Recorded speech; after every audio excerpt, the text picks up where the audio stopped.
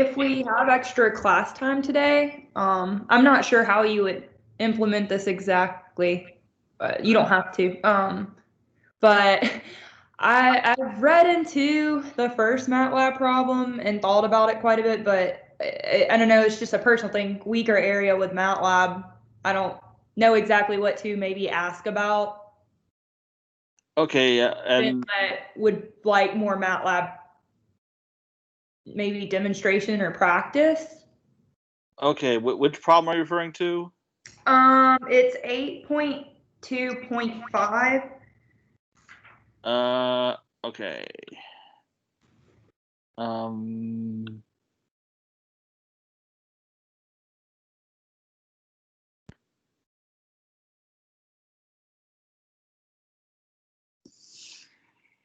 Okay.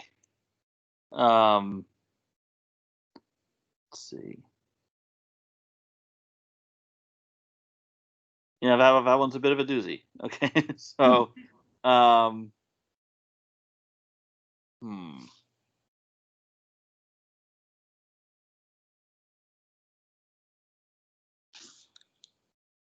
Okay, at this point, I'm not sure, and I could definitely talk about this problem, including like certain things to keep in MATLAB when working with polynomials. I'm not sure if that would lead to anything like concrete demonstration, but I guess we'll just see how it goes. Well, I'm going to put it up on screen. Yeah.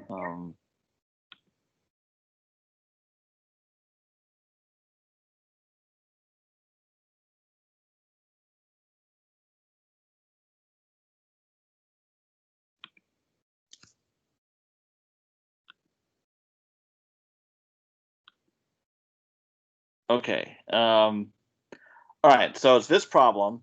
In a way, it's kind of reminiscent of make Lagrange. Make Lagrange is where you were filling a matrix with polynomials, each row having a coefficient of a polynomial. It's just that here you're generating a coefficient in a very different way, but certainly similar operations are called for because you're doing polynomial arithmetic in MATLAB. Okay. So for example, if you are, well, what operations would you be performing? There's multiplication of polynomials that uses con. There is addition or subtraction of polynomials. Now, in that case, that's addition or subtraction of vectors. But if the polynomials are different degree, then the one that's less degree, you have to pad to the left of zeros, just to make sure the vectors are the same length. And also scaling of polynomials, but in that case, you're just scaling a vector, so there's nothing out of the ordinary there. So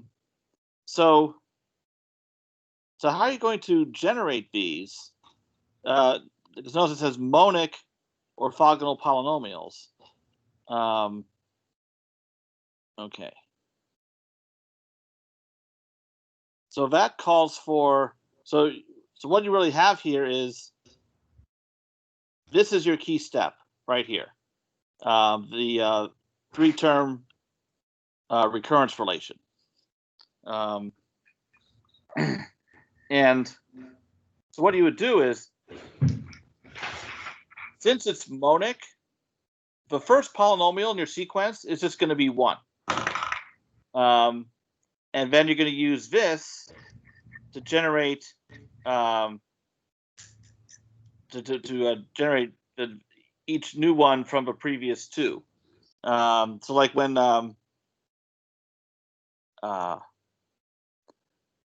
now here it says, notice it says j greater than 1, but I make a comment down here. It's also valid for j equals 1 if you assume that p sub minus 1 is equal to 0. Like, so this term would not be there. So, all right, so your first polynomial is 1. Then for the second polynomial comes from this, and just what I've highlighted there. and then all others use the full thing. So what do you need to do? Well, you need to carry out the polynomial arithmetic that I described, like you'd be using con for this, and then like subtracting these. This has degree 2 less than this part. So you'd have to pad this vector with 2 zeros to the left. Now,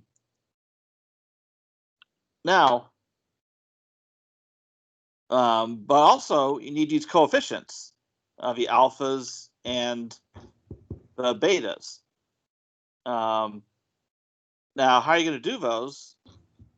Well, for the alphas, you have this ratio of inner products. And then for the betas, I would recommend this one. Also a ratio of inner products. Now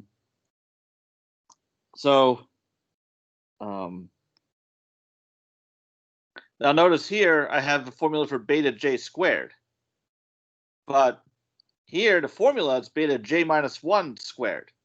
So you got to do an index shift in this formula here. Now, what about the inner products? How do you do these? And actually, I think there might be another problem that I've assigned that helps with that. Let me check.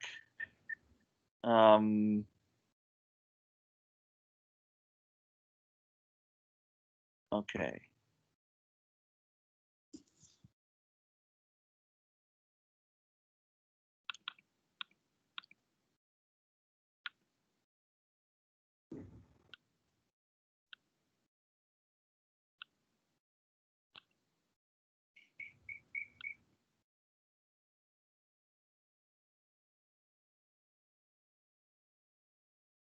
Oh, believe it or not, a problem from one of the next homeworks will be helpful for those inner products back there, because what does this do? And this problem is really quick. It's if you have a polynomial specified here and an interval AB, then you're evaluating the integral of a polynomial over AB, the definite integral. So what are you doing? You're taking the antiderivative of this polynomial, and then you're plugging in the limits A and B. But Matlab has a function polyint that gives you the antiderivative. So if you were to go ahead and do this, then so that gets one of your later homework problems done. But this provides a nice convenience for this problem we're talking about now. Because if I go back to where we were,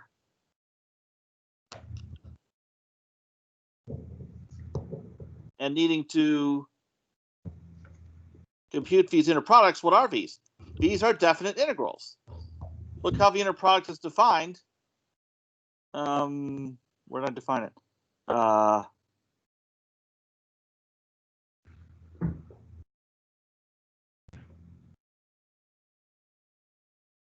Here. This is the inner product, definite integral from A to B. So what you would do is whatever you're taking the inner product of, you multiply them. That's conv again, because these are polynomials. And then polydef int, that problem from chapter 9, will handle the rest. Okay, so what you'd be doing is, after you, what I would suggest is, all right, start off with your first two polynomials, j equals 0, j equals 1, because those are special cases. And then have a for loop that uses this recurrence relation to do the rest of them, where it computes these coefficients, the alphas and betas, to use in here. And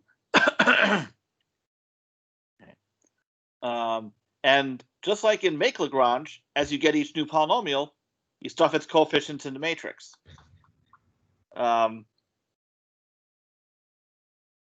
Now,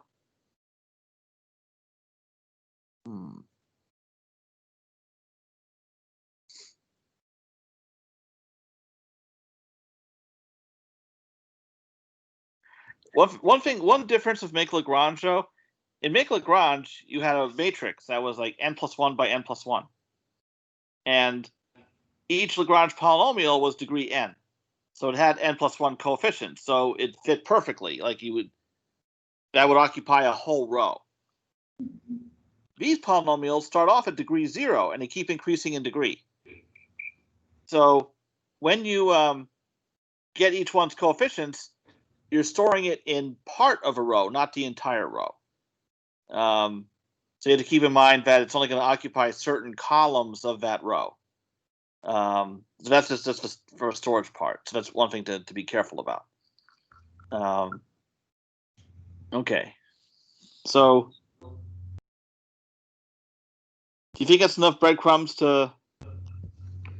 Yeah, anything's fine. Okay, then. I appreciate it. Just, yeah, a little more apprehensive, of course, but I'll get there. Okay. I mean, this is a tedious one. Each individual step is not. Okay, I'm hoping anyway. You feel free to tell me I'm wrong when you get to it. I feel like each individual step may not be too much of a leap, but just the sheer volume of it can be overwhelming.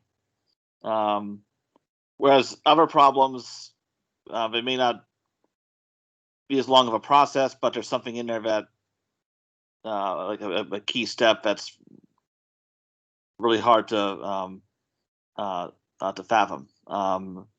So different problems torture you in different ways, I guess. But yeah, there's a lot of pieces to put together, a lot of moving parts with this one. And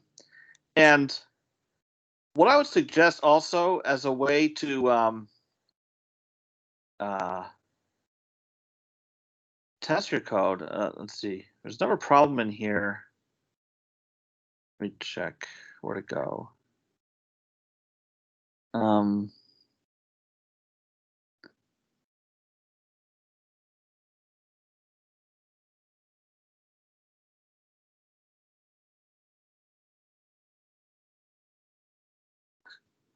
Sure. What other problems did I assign from this section?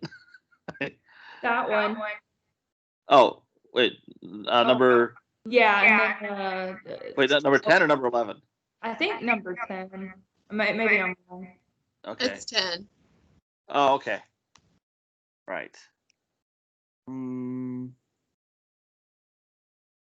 Okay. So this one, you're not going to, since this is not necessarily a polynomial anymore, but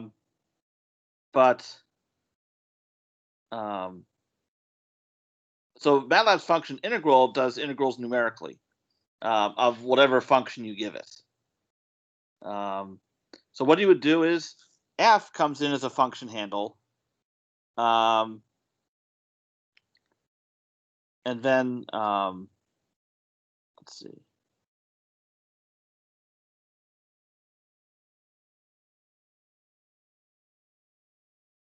W comes in as a function handle, and then and let me think about this for a second here. What?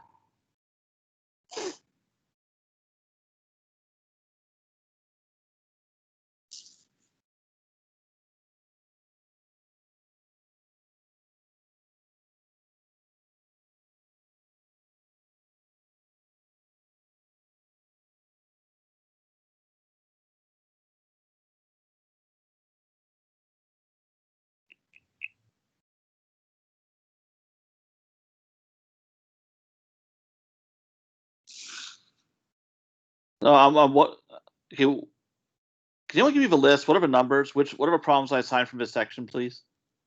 All of them. 4, 5, 7. Sorry, I think I have it memorized. 10, 12, and 13. Okay. Oh, okay. This is what I was thinking of. Okay. When you do number 5, use the result of 4 as a test, because you computed up to degree 2. So if you call this on the interval 0 to 1 with degree 2, it should spit out the exact polynomials that you computed. Yeah. Okay. All right. Thank you. Now, okay. Something seems odd here. Let me check my. Okay.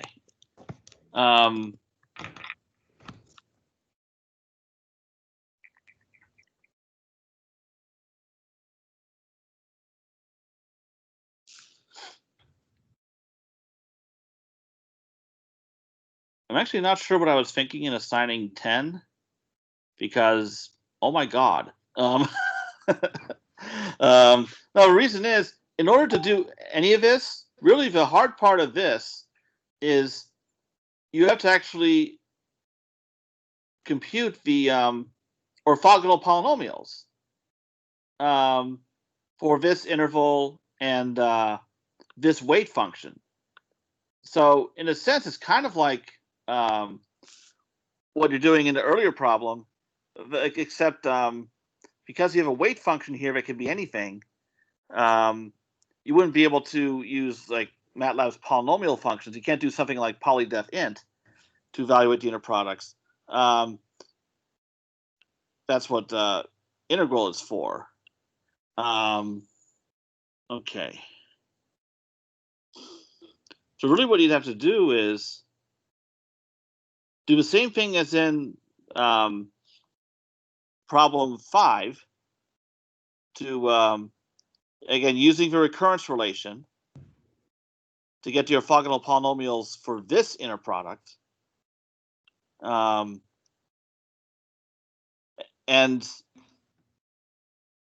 for whatever f and g you have,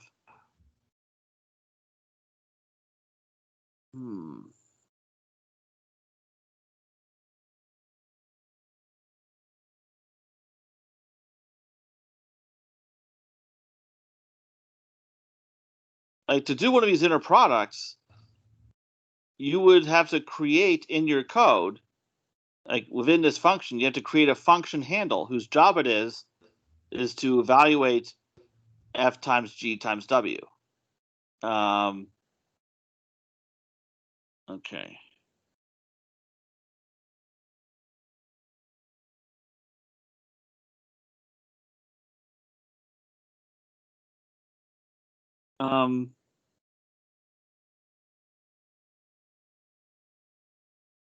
All right, I think for this,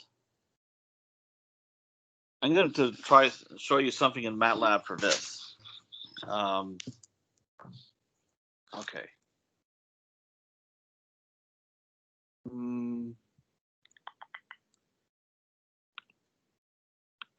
I have to unshare and reshare.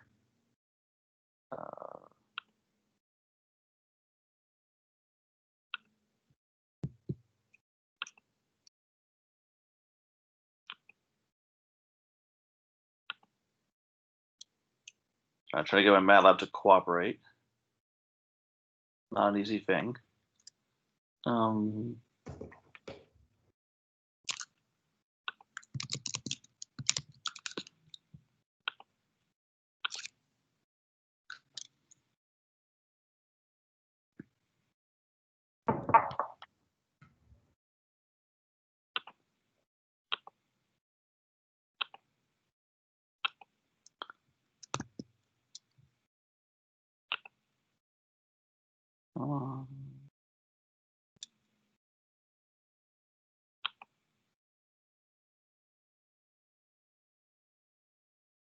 Oh, wait.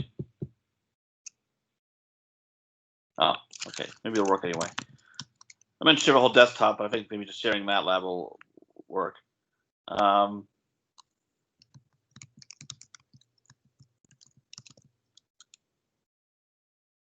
Okay. So I'm going to illustrate this process. You know what? I'm going to have to share the desktop. Dang it.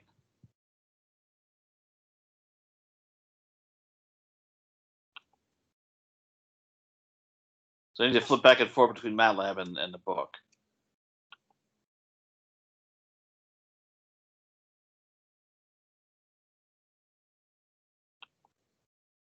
Okay. So what I want to demonstrate to you is how would you do an inner product like this, where f is some function handle that's passed in, g is some polynomial, like coming from orthogonal polynomials, and then w is also a function handle that's passed in to specify the weight. So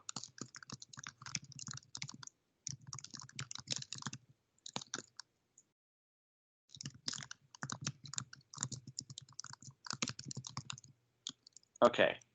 So for example, I'm going to set a. We have an interval AB. A will be -1, B will be 1. The weight function will be 1 minus x squared to the -1/2, which is a weight function for which orthogonal polynomials that we've seen?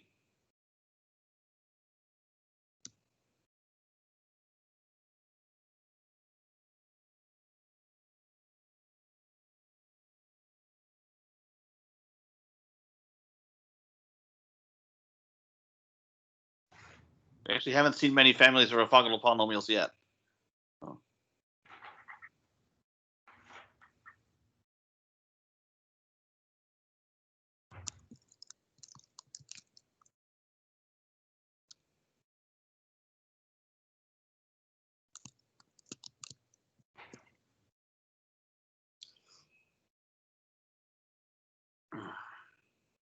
Chebyshev?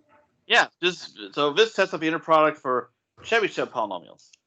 All right, so I'm going to define my weight function, 1 minus x. I'm going to use a dot because I'm going to be calling Matlab's integral function, and that requires that your integrand works when applied to vectors. So you have to expect that there are vector operations going to be performed here, like component-wise squaring, or raising to another power, or multiplication, which means using the dot for exponentiation, multiplication, division of vectors. So there's my weight function. So this is something that the user would specify and call your function passing w and a and b as parameters. Let's see, I also need function f. I'll just make one up. Okay, so let's see.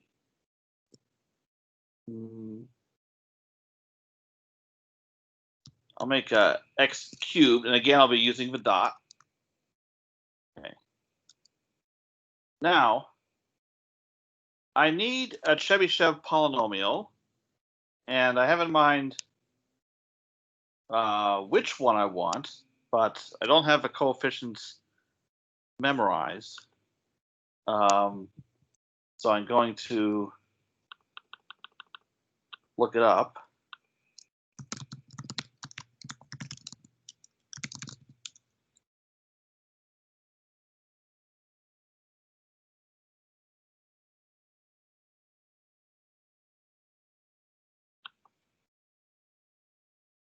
I don't know how I did anything in a world before the World Wide Web existed.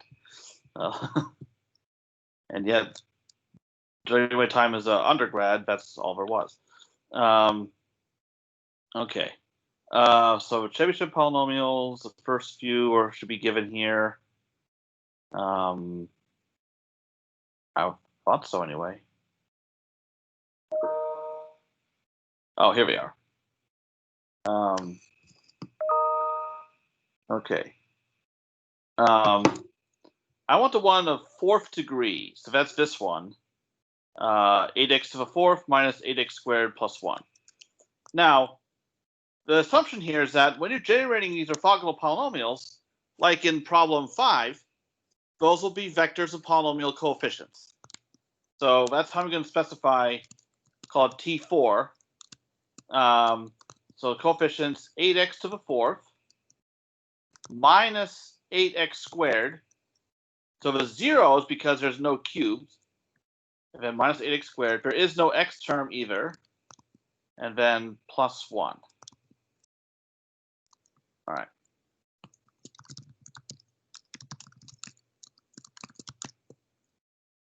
Okay.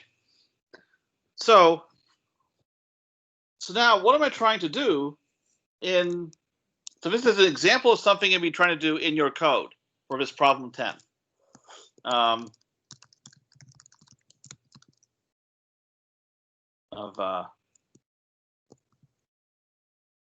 So it's the inner product of f and g, or f and T4 rather. So T4 is playing a role of g with weight function w. So that is the integral of from -1 to 1 of f, T4, and w. So what I need to do is I need to multiply all of these and have Matlab's integral function integrate them. But that integral function requires a function handle that multiplies computes a product of all three of these. Now, so how do I do that? Well, here f and w are function handles. So I'm going to have a g of x equal f of x, T4 of x, w of x. So I can define a function handle g, and that would be equal to f of x, and I can multiply it with w of x. That's no problem, but because f and w are function handles, but T4 is not. T4 is a vector of coefficients. So what can I do with this? Because what I need here is a vector of y values. So I can't just multiply with T4. What do I do? What do I need to do with it instead? Do you need to put like a little apostrophe? Or Put what? I said apostrophe, but no, that no. won't help. Okay. So if I have a vector of polynomial coefficients, but I need to have its value at certain x, how do I do that?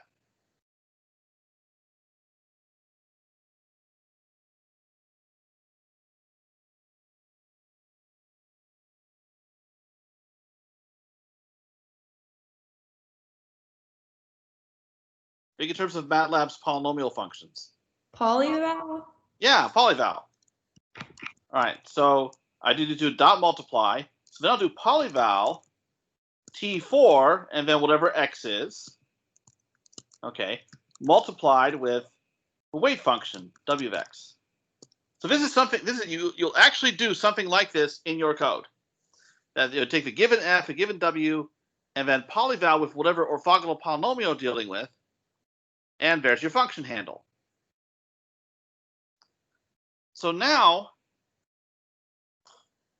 I can. So my inner product will be integral of g from a to b.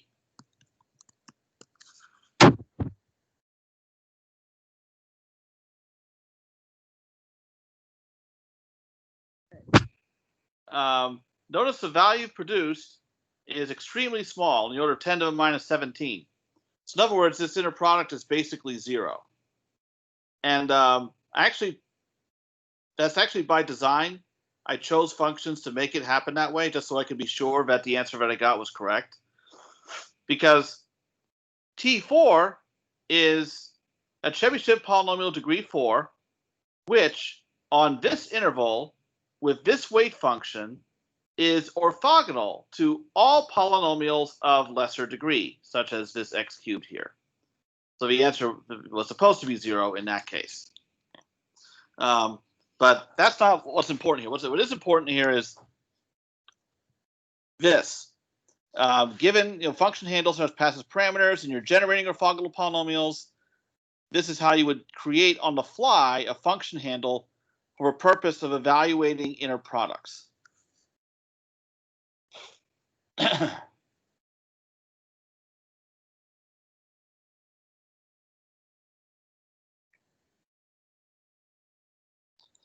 So for this problem, whenever you would be, really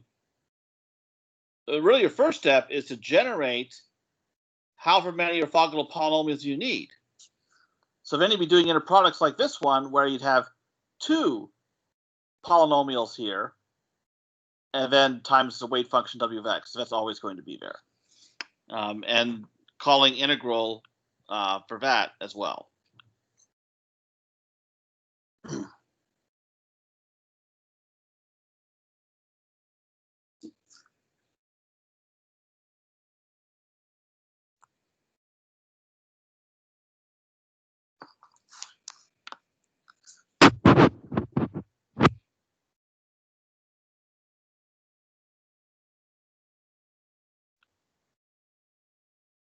Wow, I assigned quite a few problems for that set because I've done fewer of them lately. Okay. All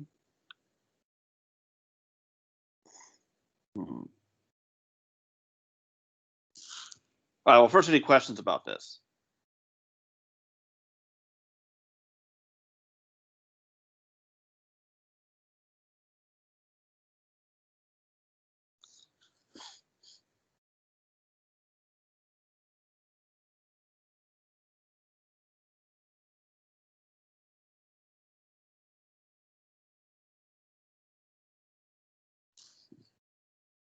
Okay. If I go back to the problem itself, okay. What I'm hoping is that after you have the experience of doing number 5, and I'm refreshing memory as to what other problems I gave you. Okay, I remember giving some help with this one. Okay, so after the experience of doing number 5, where in that one you're having to make use of this recurrence relation, and I'm hoping that number 10 won't be as bad as if that was if it was entirely standalone, because in both problems you're using this free term recurrence, you're computing these inner products.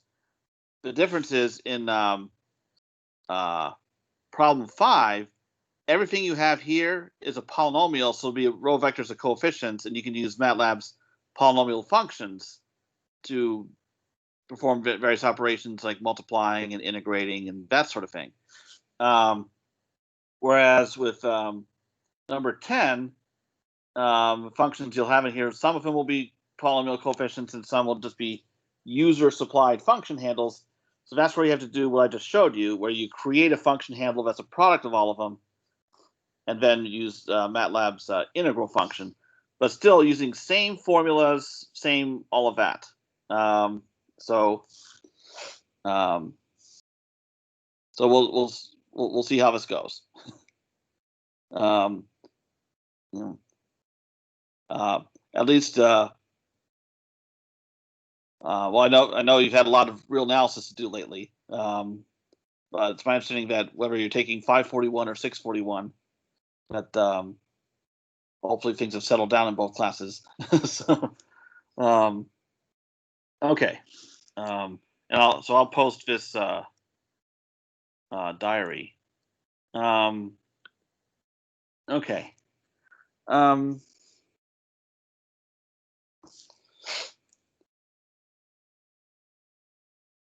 Okay, so right now I'm looking at what you have here. Because I just picked out these problems, and there's one section left after this week. No other problems to give. But since you're back here at 8.2, and then there's 1, 2, 3, 4 sections to look forward to, that looks like a pretty hellish last month of a semester. So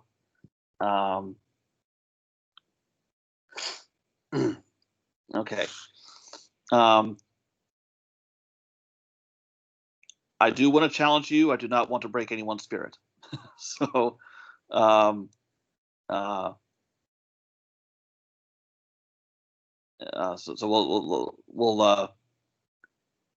we'll see how things go as we come down to the end, because who knows what other disruptions we'll face. Like having one of our campuses closed for nearly a week, and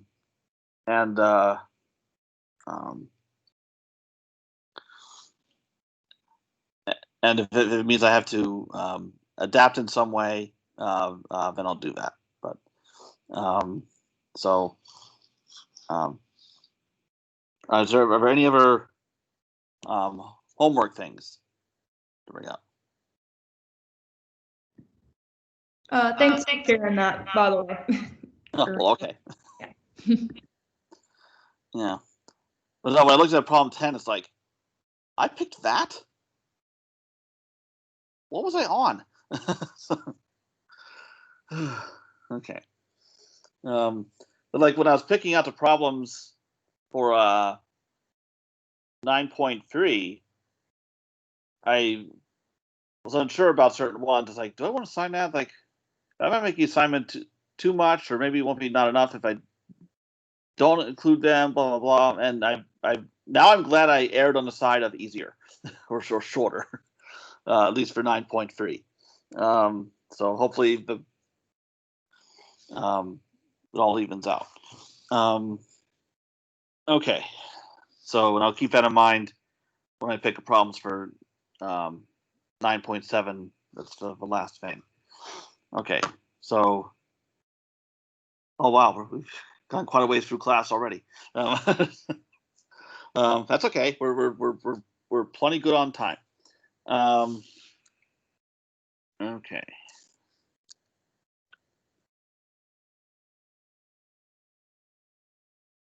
Now, okay, so I need to check something here. I'll make sure I don't forget anything. Okay.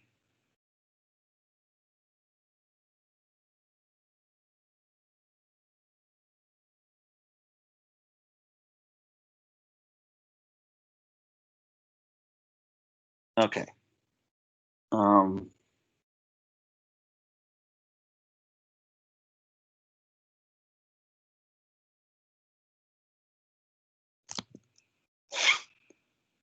So I've talked about numerical integration a little bit, but from 9.2, but I haven't got to specific numerical integration rules. So that's what I will address today.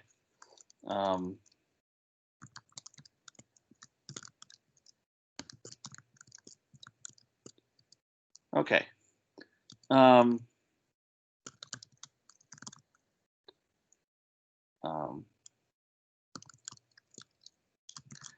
So last time I talked about interpolatory Quadrature rule has this form. So we have the integral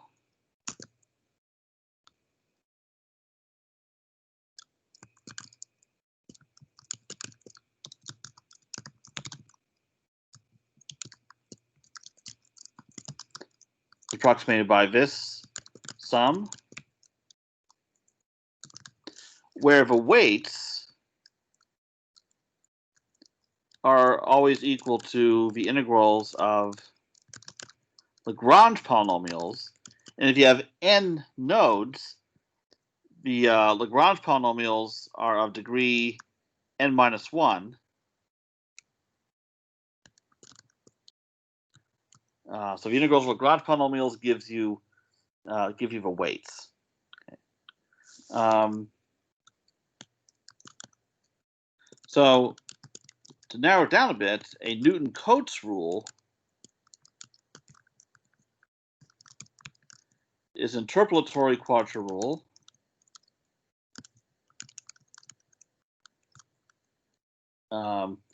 if the nodes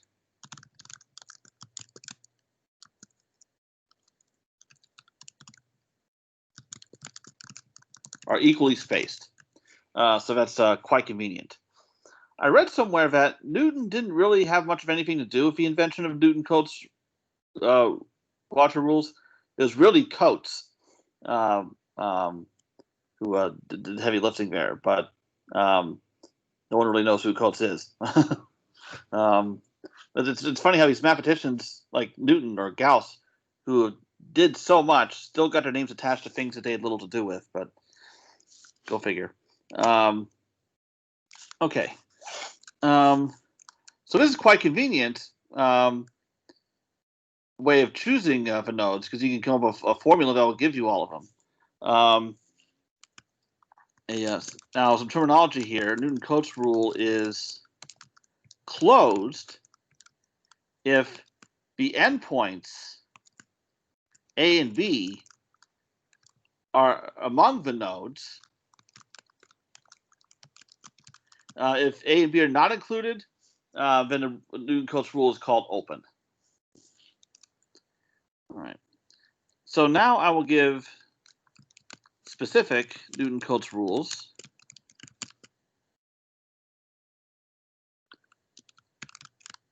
Starting with the midpoint rule.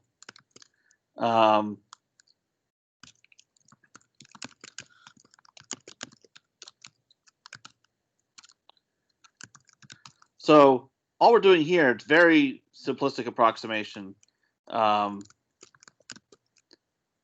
We're just evaluating f at the midpoint of the interval AB.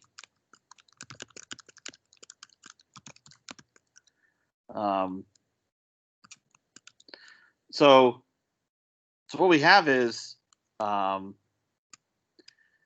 because there's one node that's in the middle of the interval that is open, we have one node.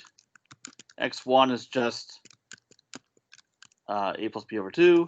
And then the weight that goes with that rule is just B minus A.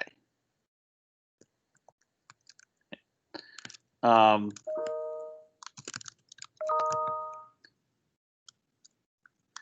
it has degree 1. So recall what I meant by degree.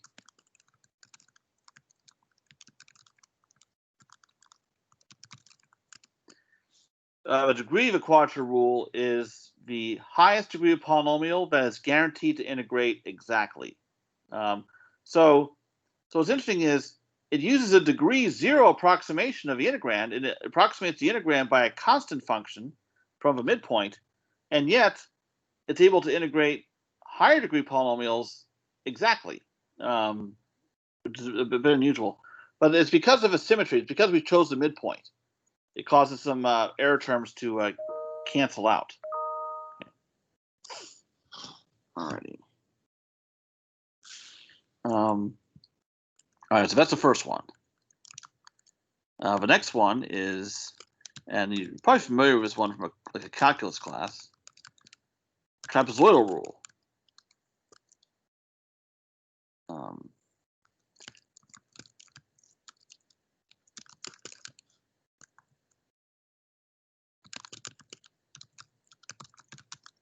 All right, so now what we have is B minus A over 2, FA plus FB.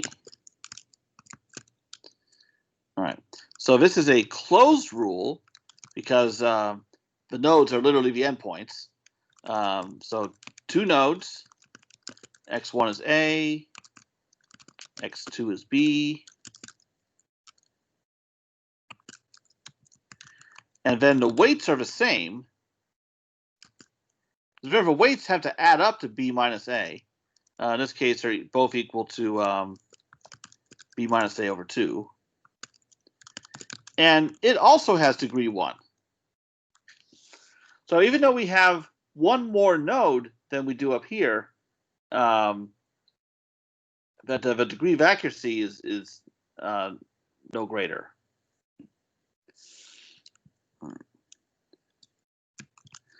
And finally, actually, one thing that's funny about the trapezoidal rule is it was accidentally reinvented by a biologist who had some application in which she needed to do something as equivalent to the area under a curve. So she did something along this line, and her name was Mary Ty, so she called it like Ty's method or Ty's rule or something like that, and then improved it and called it the improved Ty's method, and it's literally the trapezoidal rule. But I guess in those circles, that's, I think it might still be called that. So it's just funny how it happened. Like, I thought she was onto something, and something we've had for a very long time. And then we have Simpson's rule. Okay.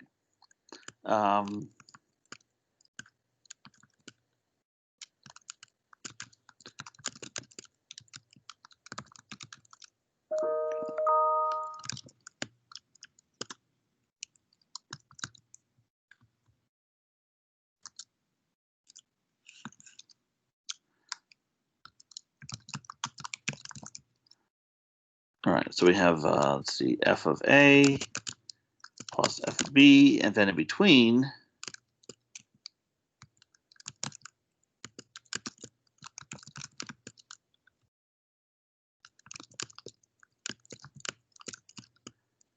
okay. So here we use like basically union of the nodes from previous cases. We have the a and b of endpoints, and then the midpoint a plus b over 2.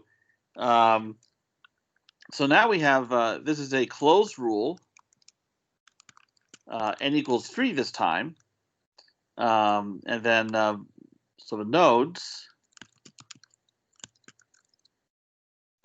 Okay, so we have a, midpoint, and b, and then the weights that go with them. The weights for a and b are the same. B minus a over 6, and the middle weight is 4 times that amount. Okay. So it's interesting that the weights are not equal. That there's much more weight given to this midpoint value, but it's because it's an interpolatory quadrature rule that really what's being done here is a function f of x is being fit with a quadratic that interpolates f at these 3 points, and then that quadratic is integrated exactly, and this is what you get. So in order to get that integral of the interpolant exact, this is a weight that's needed to make it happen. Okay, and this one has a degree 3. So here we're fitting with a quadratic, but we get degree of accuracy 1 greater than that, just as we did for the midpoint rule. So in general,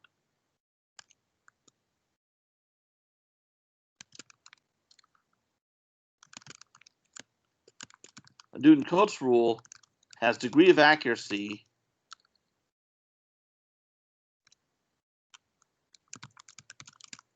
n minus 1 if n is even. So we see that with a trapezoidal rule. N is 2, and its degree is 1. And it's of degree n if n is odd. So here, Simpson's rule or midpoint rule, we have 1 node here, 3 nodes here, and that matches the degree. Okay. And this is actually one of the homework problems from this section that I did not assign, is proving this. So it involves taking advantage of some symmetry to show why the degree is higher in this case. Okay. So questions about anything I've shown here?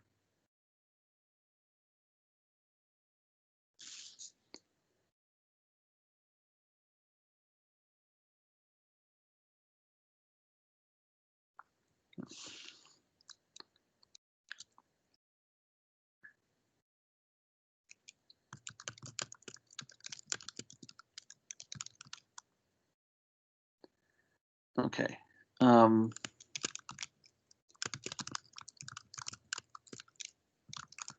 Now, these are Newton-Cotes rules of very low degree. So we use interpolants of degree 0, 1, and 2. What about higher degree? Well, we do have those. But using equally spaced points is not a good idea as n gets larger.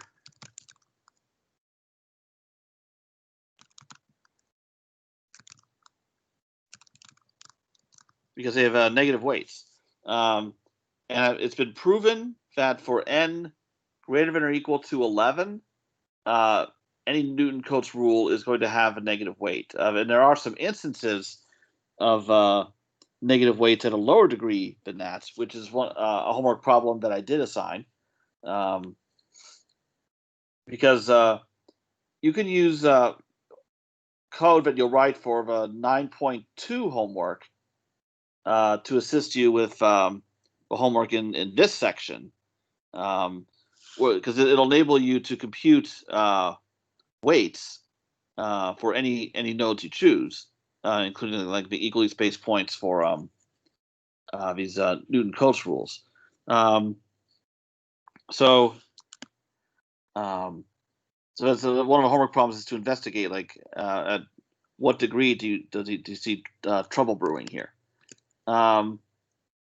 Okay. So this is related to what we see in, or we saw some time ago in Runge's example. So higher degree polynomial interpolation with equally spaced points. So the nodes in this case. That it just doesn't work well because you have a polynomial that fits your function at selected points, and in between those points, the deviation is extremely large. So you just don't get a good approximation in that case. I will mention one alternative. Instead of using equally spaced points, you can use a Chebyshev points. And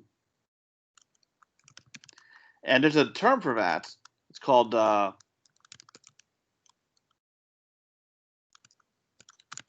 Clenshaw-Curtis quadrature. So one pair coming up with these rules, another pair coming up with these.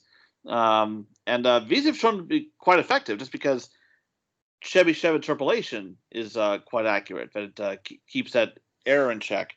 So it's a lot more reliable than Newton-Cotes when you get to larger values of n.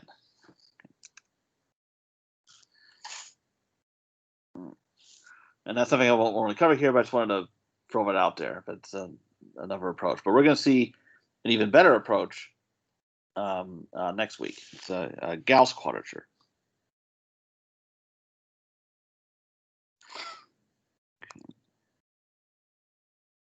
Take a quick peek at the section here. See, check out what I may have overlooked. Okay.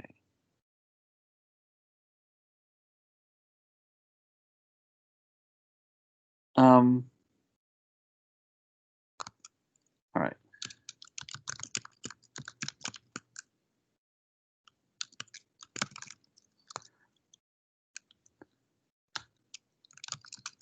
Because of time and because, whoops, well, no indent. I didn't give any homework problems on this part of the section. So I have a subsection called error analysis. And I do want to talk about that. Obviously, it's important. Okay.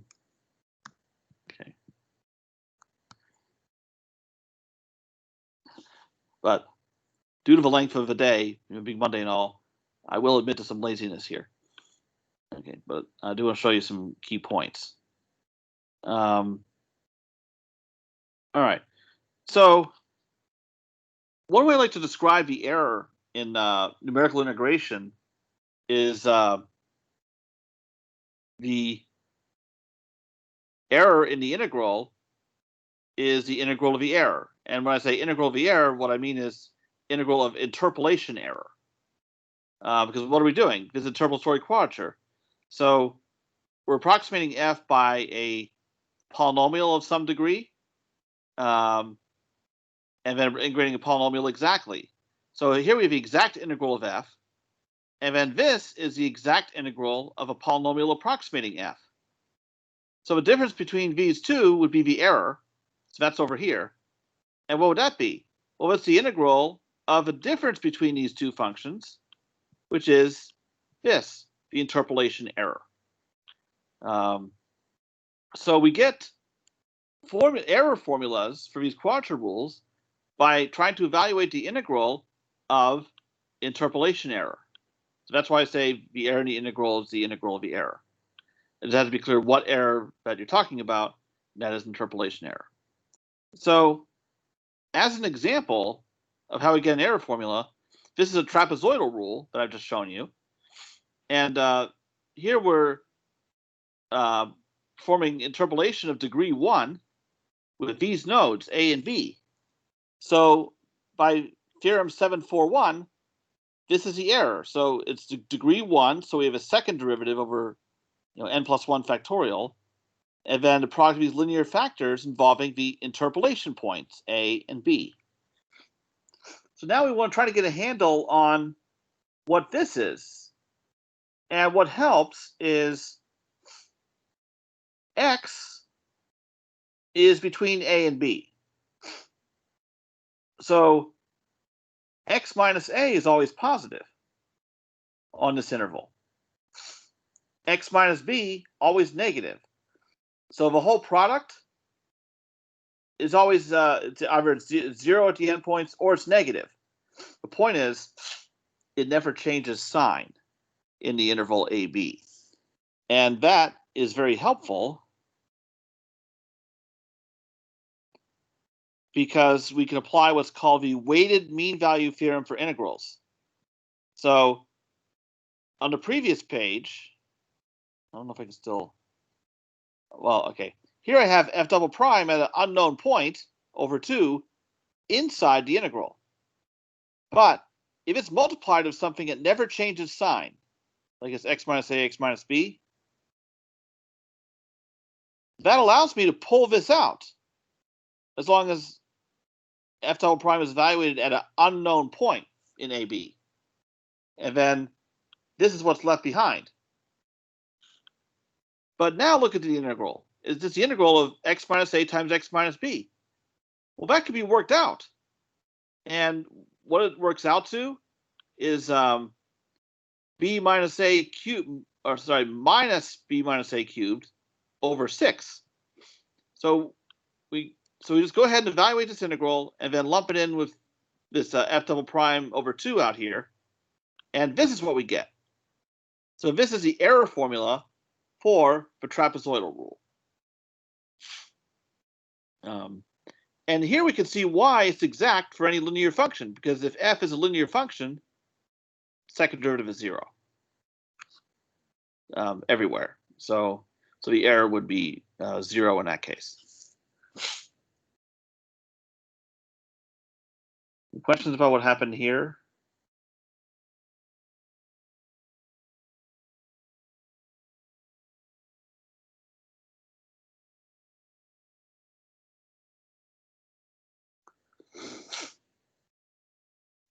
Now, we'd like to do the same for the other rules I showed you, like the midpoint rule or the Simpson's rule.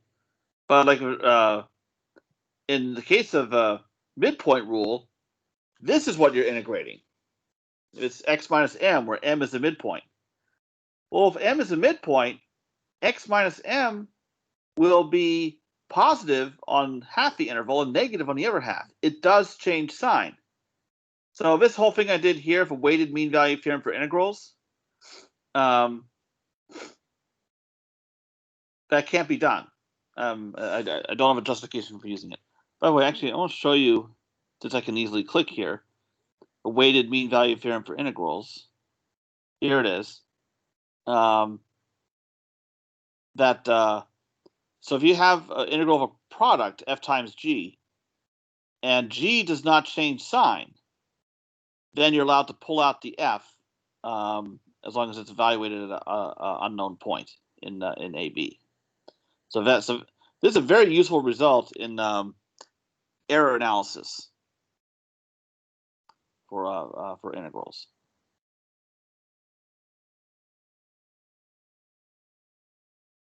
It's too bad. It'd be nice if it give me a way to go back. I don't think it lets me do that though. Oh,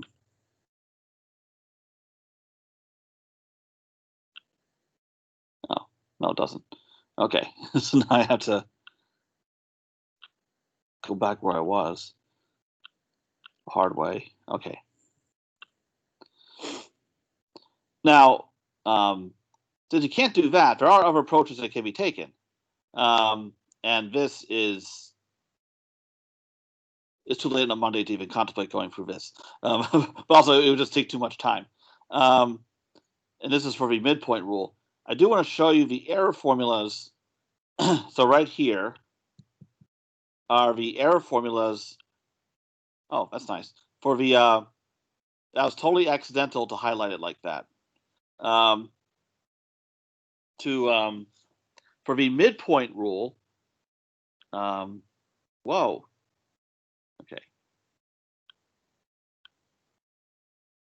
This is what we have. Notice it's pretty similar to a trapezoidal rule. That one was minus f double prime over 12. So notice midpoint rule has one node less than trapezoidal, but the error is half. And then for Simpson's rule, we have this formula here. Notice involves a fourth derivative and then a higher power of b minus a. So in fact, if I work this out entirely, it's fourth derivative times b minus a to the fifth. If I work out the constants, what I have in the denominator is 2880, so a pretty large constant down below. Okay. And here, because we have a fourth derivative, that's why it has degree 3. Because if I have a polynomial degree 3, its fourth derivative would be 0.